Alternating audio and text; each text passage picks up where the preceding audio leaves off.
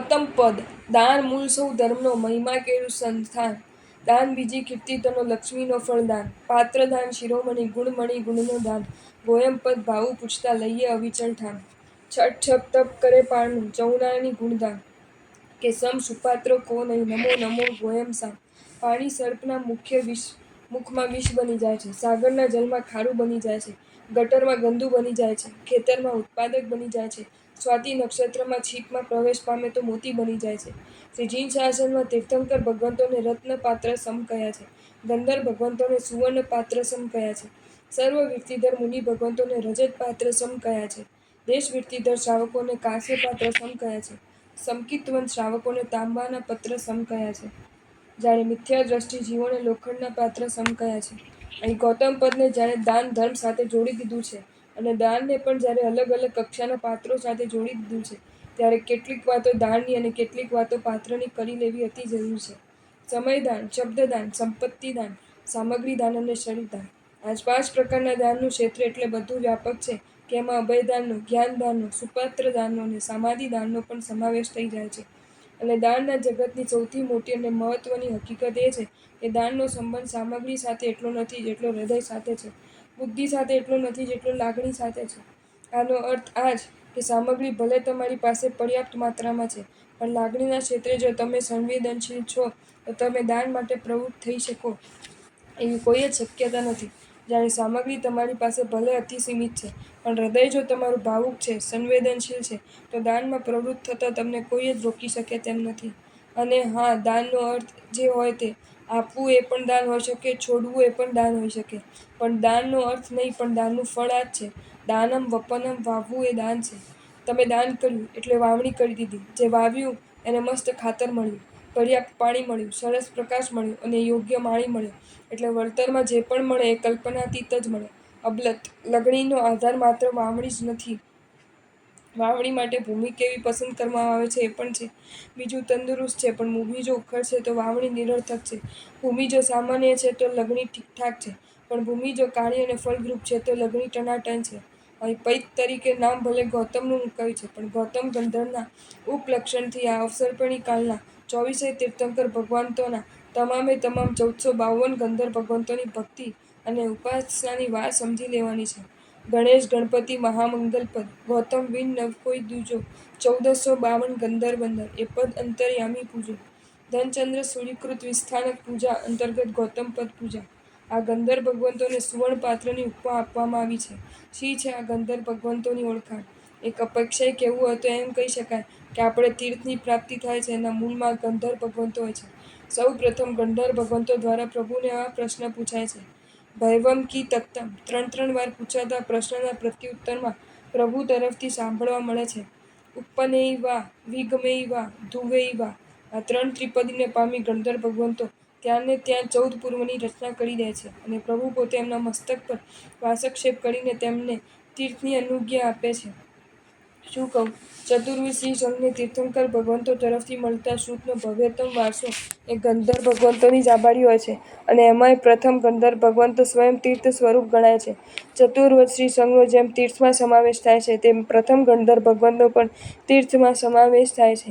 વળી કમાલની વાસ્તવિકતા તો એ સર્જાય છે કે સંવત્સરમાં તીર્થંકર ભગવંતની દેશના સમાપ્ત થયા બાદ એ જ સ્થાને બેસીને પ્રથમ ગંધર્વ ભગવંત દેશના ફરમાવે છે અને છદસ દેવા પણ એ ગંધર્વ ભગવંતની દેશના સાંભળવા કેવલી ભગવંતો પણ બિરાજમાન થતા હોય છે.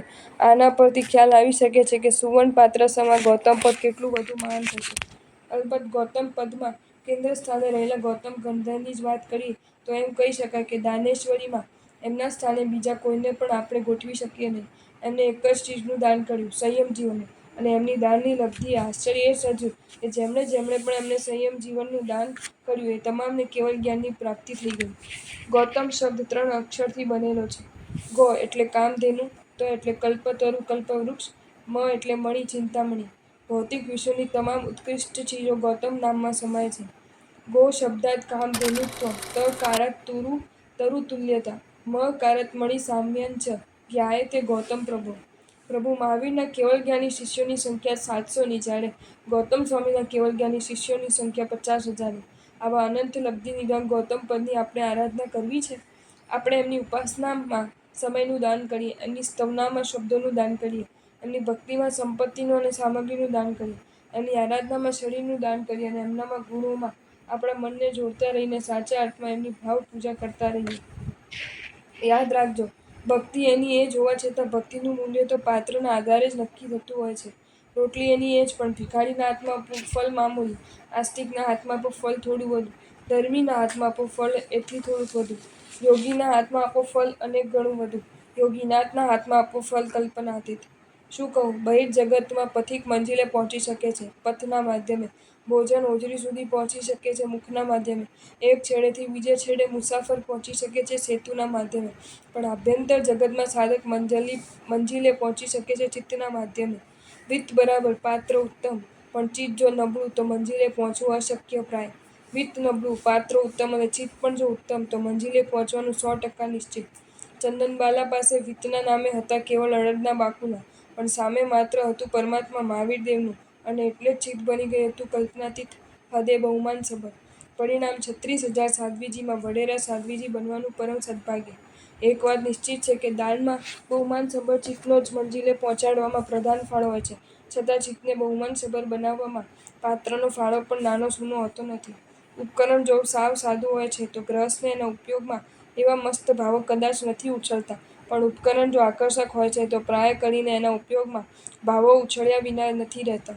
આ વાત અહીં એટલા માટે કરી છે કે આ પાદની આરાધનાને કેન્દ્ર સ્થાને ગંધર્વ ભગવંતો છે, અને ગંધર્વ ભગવંતો સુવર્ણ પાત્ર સમ છે. લોખંડ, ત્રાંબુ, કાંસુ, રૂપું, સુવર્ણ અને રત્ન આ 6માં ઉત્તરોત્તર એક કરતાં બીજું વધુ કિંમતી હોવાથી એને જોઈને આંખો જો આશ્ચર્યથી પહોળી થઈ જતી હોય છે, તો મિથ્યાત્વી, સમકીર્તિ, દેશવૃત્તિધર, સર્વવૃત્તિધર અને ગંધર્વ ભગવંત ઉત્તરોત્તર એકબીજાથી વધુ વિશુદ્ધ અને વધુ મહાન હોવાથી એમની ભક્તિમાં વધુને વધુ વિસ્મયભાવ અને બહુમાનભાવ જાગતો હોય તો એમાં નવાઈ શી છે? આવો સુવર્ણપાત્ર સમ આ ગંધર્વ ભગવંતોને સમયદાન, શક્તિદાન, સંપત્તિદાન, શબ્દદાન અને શરીરદાન આપવામાં કોઈ જ કચાશ ન રાખી. ગૌતમ પદ, તોતક, તર્જ સેવો શંખેશ્વરા મન, ગુરુ ગૌતમ સ્વર્ણ સુપાત્ર મિષાદ, પ્રભુણા સુમતો ગણધારીગણ, વ્રત કૈવલ્ય શ્રુતદે ચરણે, કુરુ પજ્જ સુદાનુ વરમ વિશદમ, જ્ઞાની હતા ને હતા ગણી, અગણિત લબ્ધિ તણા ધણી, દીક્ષા અને કૈવલ્યના દાનેશ્વરીમાં નભમણી, પ્રાતઃ દિવસ ને રાત સ્વામી ગોયમાં સંભાળતા, અરિહંત શિષ્ય કૃપા થકી અરિહંત પદવી પામતા. જો તમને આ વિડીયો ગમ્યો હોય તો આ વિડીયોને લાઇક કરો અને શેર કરો, અને આવા જ નવા વિડીયો જોવા માટે જૈન ફેક્ટ્સ એન્ડ સ્ટોરીઝની ચેનલને સબસ્ક્રાઈબ કરો. ધન્યવાદ.